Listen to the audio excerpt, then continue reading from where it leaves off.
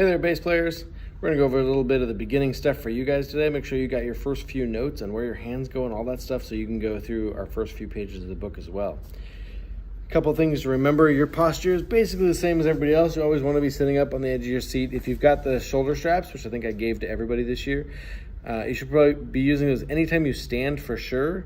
You probably don't need them sitting down unless you have a really long torso. Most of you probably don't need that. When you are sitting though, your base should rest on your right leg, and it needs to be at an angle where you can have your hand in a nice relaxed position. You want your wrist to always be straight. You don't want any kind of bends in there, no tension, no going on. And your hand should be nice and relaxed and curved so you can access the strings. Your thumb should just rest on the back, but not be pinching, not be squeezing, not doing any of that. You're just using the weight of your fingers to push down the strings. On your left hand, you're gonna put your left thumb somewhere, depending on what your bass has, somewhere in this area. Usually there's a little plate or something you can actually rest your thumb on. If not, you'll just have to rest it on the bass itself. But then you're just gonna use only your first two fingers to pluck the strings. And in your book, it'll say I and M for index and middle, and it'll show you which one you're gonna play there. So make sure you're following those, especially on the early days, to make sure that you're getting that technique down right. What we're gonna do right now is go over your first three notes to line you up with the rest of the band.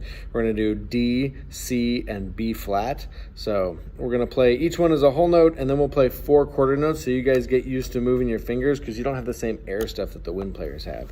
So we're gonna show you on here, D, we're just gonna start with our open D string. Oh, just a review on that too, I guess. Your bottom string is your E, and then your next string is your A. Your third string is your D, that's the open D we're gonna use right now, and your top string is the G. As you're holding it, those actually go the other way, but the lowest one is on top and the highest one is on bottom. But that's your E string. We're gonna start on your D string. We're gonna use the D string and the A string. Those are the two that we're gonna use today for this. So your D, your first note is just gonna be the open D string, your third string. And you got to make sure you've tuned these first. If you don't have a tuner, you need to get a tuner. I think most of your basses came with tuners in them. You can use the online ones if you have an amp, but something to make sure you're tuning those notes, because if you don't have an E, an A, a D, and a G to start, then nothing else you play is right. Bass players always have to tune. First thing you do. Reed players have to get their reeds wet. Brass players got to buzz. Bass players, you got to tune your bass every single time you play it, because the strings just naturally go out of tune even if you haven't done anything with them.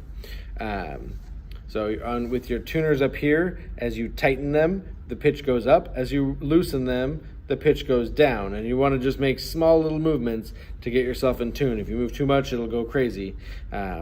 Usually a good idea though is if you can't hear it totally, play the note or use the online things. But if you start low and work your way up, boom, you can hear when it gets to that pitch right, easier than coming the other direction. If you're really struggling with that and can't figure it out, ask me, ask Mr. Hathaway. One of us can help you figure out how to tune that thing, or you can bring it in and we can tune it for you. So right now, we're gonna go over those first 3 notes and how to play them. So again, we're gonna use open D. Whoops, wrong string, sorry. And then we're gonna do C, which is gonna be your third finger, your ring finger, on your A string. So it's gonna be that 3rd fret, should have a little dot on it even, 3rd fret on your A string, and that's gonna be C. Should sound like that, C. And then B flat, this camera's not great for this, is gonna be your first finger on the same string, on the C string. Bum, C, or D, sorry, open D, C, B flat. And if you're plugged into an amp, obviously that will be louder and you'll hear those on your own better. But we're gonna go over those 3. We're gonna play each one 4 times. I'm gonna do D, a whole note for 4 beats, rest. D, a whole note for 4 beats, rest. And then I'm gonna do 4 quarter notes. D, D, D, D, and then rest, and then 4 more quarter notes. So 4 times each note. We'll do 2 whole notes and then 2 sets of quarter notes. And then we'll take a break and we'll go on to the next note. So we're gonna start with open D. Just as a side note really quick, you can also play D on the C string if you go from, or on the A string, sorry, from C. If you go up 2 more frets to the next little dot, that's also a D. And if you play that and then your open D, you'll hear that they're the same note, da, da, da. If they're not, then your strings aren't in tune. So here we go, 4 times, starting with open D. 1, 2, open D, go. 2, 3, 4, stop. And you can use your other finger to stop the string. 1, 2, 3, 4, stop. The vibrating, so the sound stops. 1, 2, 3, 4, stop. One more time, and 2, 3, 4, stop. Now I lied. I said I was going to do 2 whole notes and then 2 sets of quarter notes, and I didn't.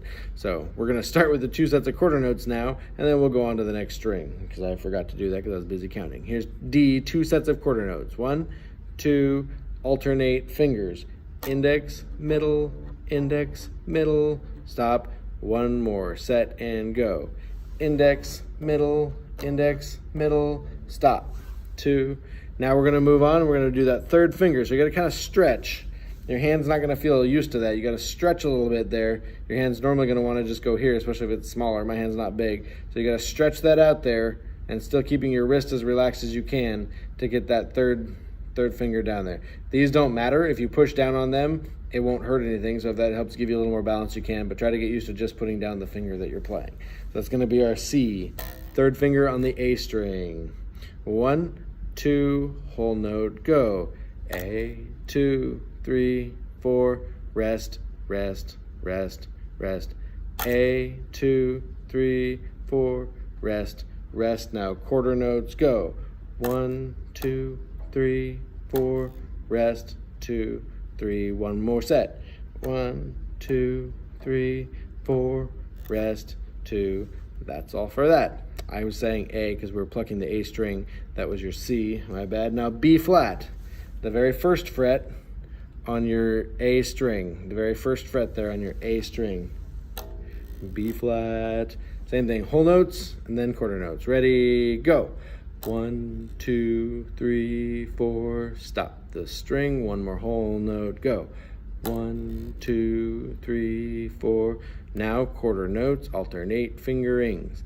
Index, middle, stop. 2, one more set, go.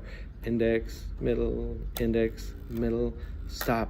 2, and you're done. Gives you your first 3 notes. That should get you through the first couple pages in there, at least for the full band only. If you start on those pages, that'll be your notes for that, and we'll go over more stuff soon. As you guys start getting your finger patternings down, this stuff will come pretty quickly to you. Just make sure you're keeping that wrist nice and relaxed. Use the weight of your fingers. Don't squeeze, just use the weight of your fingers. Gravity in your shoulder will help pull that down. You don't need any tension in your arm. Just kind of let your weight rest against that and do the work for you. So have fun with that, and we'll see you guys soon.